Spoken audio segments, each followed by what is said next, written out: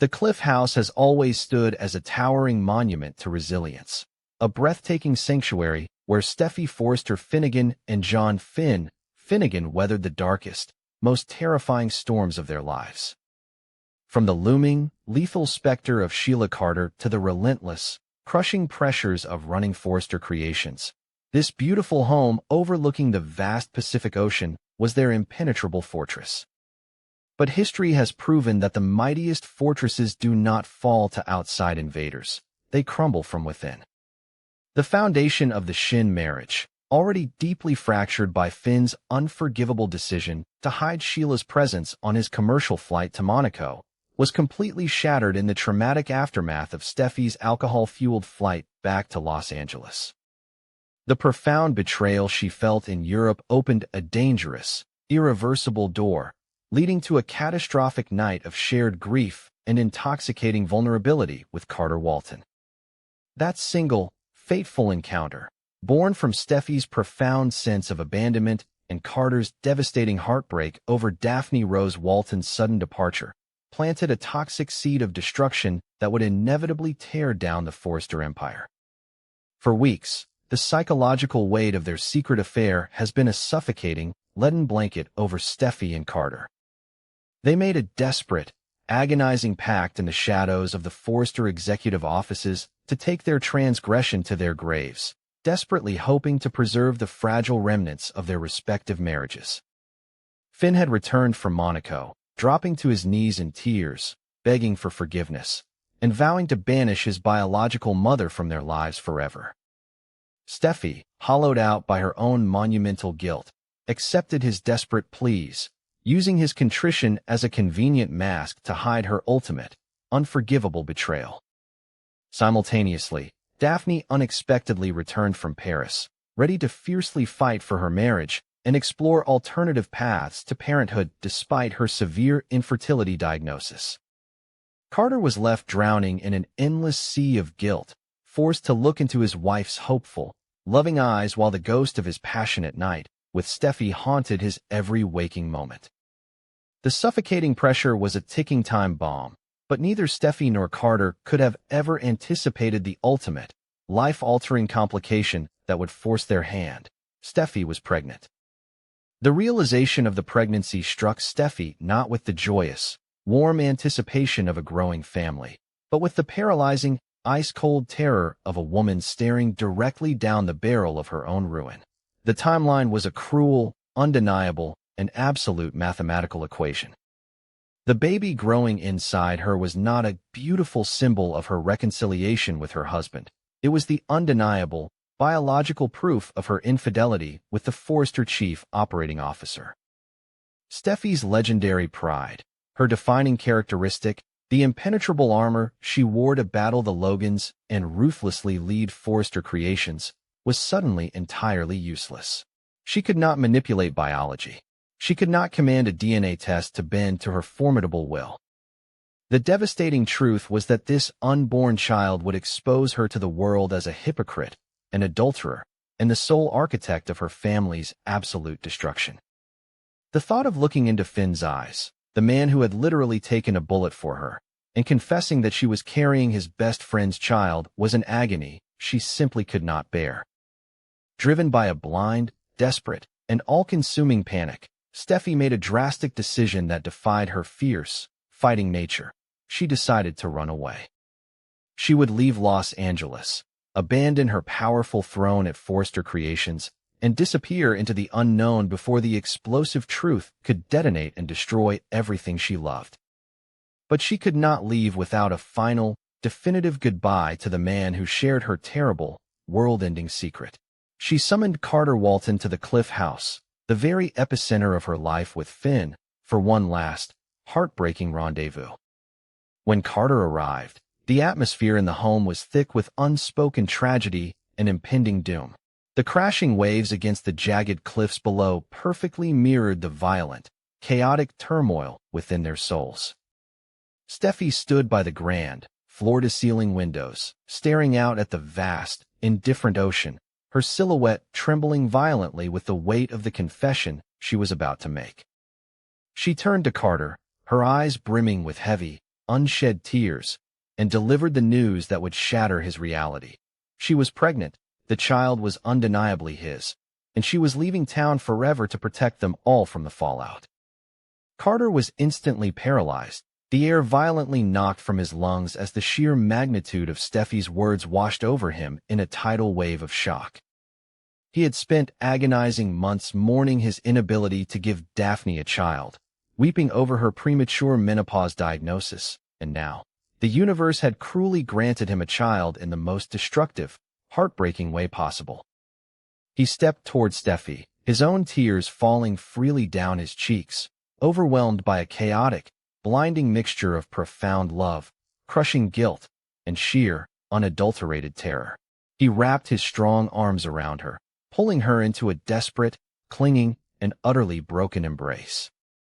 In that fleeting moment, they were no longer the powerful co-CEO and COO of the world's most famous fashion house. They were just two broken, terrified people, mourning the impending loss of a child Carter would never be allowed to claim, and the definitive end of a life Steffy could no longer sustain. They wept openly into each other's shoulders, whispering frantic apologies for the pain they had caused and the impossible, inescapable situation they had created.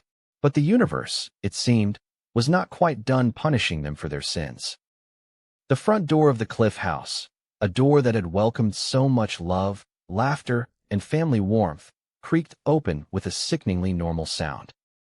John Finnegan, returning home early from the hospital with a beautiful bouquet of flowers to surprise his beloved wife, stepped into the living room.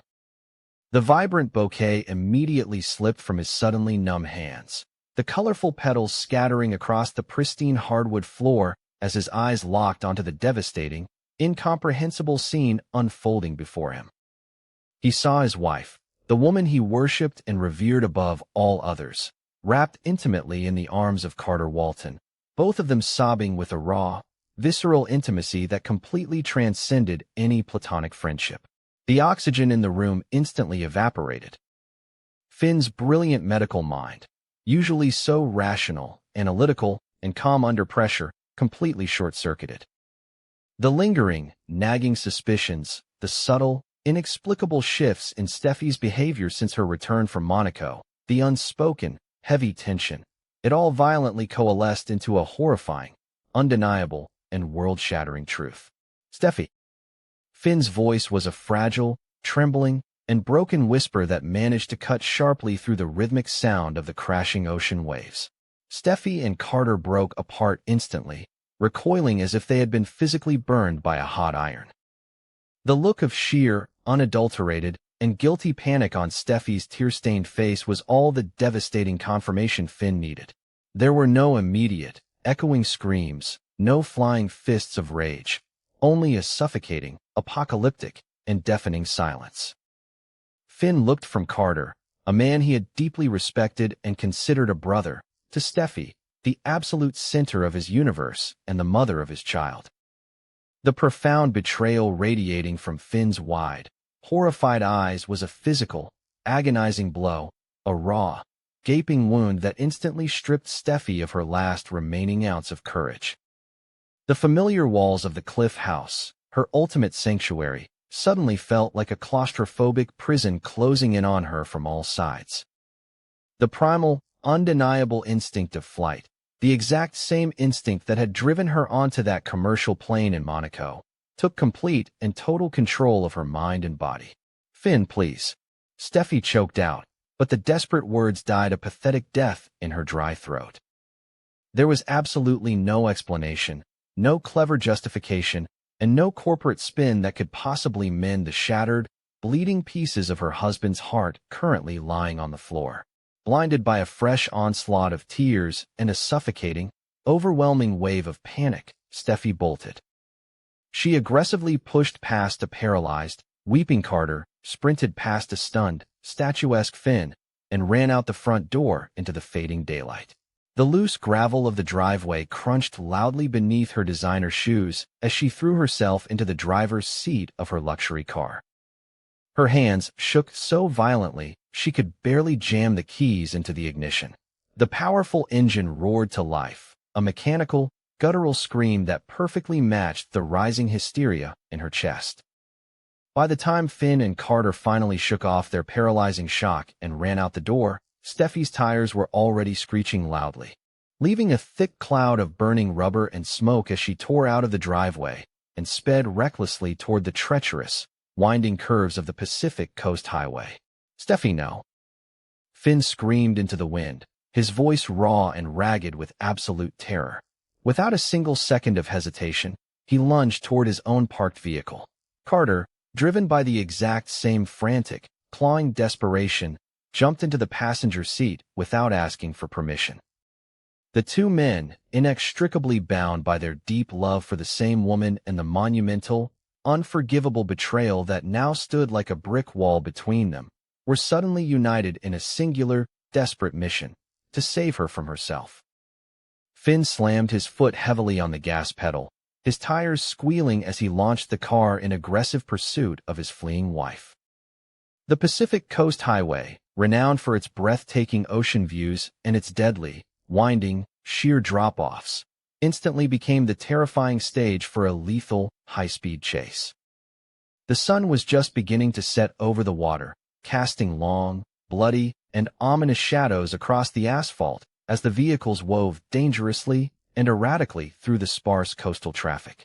Inside her speeding car, Steffi was completely unmoored from reality. Her vision was dangerously blurred by a relentless, blinding stream of tears, her breath coming in short, ragged, and hyperventilating gasps. She pushed the accelerator harder and harder, the glowing speedometer climbing to reckless, suicidal, and entirely uncontrollable speeds. She wasn't just running from Finn's broken heart or Carter's guilt. She was running from herself, from the unbearable shame of her hypocrisy, and from the impending, explosive destruction of her pristine, carefully curated Forrester legacy. She glanced wildly in her rearview mirror, seeing the bright headlights of Finn's car aggressively closing the distance behind her. The sight only poured gasoline on her blazing panic. She gripped the leather steering wheel until her knuckles turned a stark, bone-white, her mind a chaotic, spinning whirlwind of deep regret, paralyzing fear, and the overwhelming, undeniable instinct to escape the catastrophic consequences of her actions. She was Steffi Forrester. She was supposed to be invincible, a queen who never bowed. But right now, she was just a terrified, broken woman making the most dangerous, fatal mistake of her entire life. The winding, unpredictable roads of the California coastline demand absolute, unwavering focus, a focus Steffi simply did not possess in her hysterical, tear-blinded state. As she rapidly approached a notoriously sharp, blind curve perched on the edge of a steep cliff, her foot remained heavy and frozen on the gas pedal. Behind her, Finn laid on his horn, a desperate, echoing, and continuous plea for her to slow down and pull over. But the frantic warning came far too late. Steffi jerked the steering wheel sharply to navigate the sudden bend, but the speed was far too great, the physical momentum too powerful to overcome. The expensive tires completely lost their grip on the smooth asphalt, emitting a deafening, terrifying, and prolonged screech. Time seemed to slow to an agonizing, cinematic crawl as the heavy car fishtailed wildly, the rear end swinging violently and uncontrollably toward the edge of the rocky cliff. Steffi let out a blood-curdling, helpless scream as the vehicle smashed brutally through the metal guardrail, the sickening, metallic crunch of steel echoing loudly over the roaring sound of the ocean below. The luxury car plummeted down the steep, unforgiving, rocky embankment, flipping violently and repeatedly end over end in a horrifying display of physics. The deafening sound of shattering safety glass, deploying airbags, and crushing metal formed a horrific, unforgettable symphony of absolute destruction. Inside the pursuing vehicle, Finn slammed on the brakes with all his might, throwing the car into a chaotic, smoking skid before coming to a violent halt near the broken, jagged remains of the guardrail. He and Carter scrambled out of the car, their faces drained of all color, pale with an unimaginable, soul-crushing horror.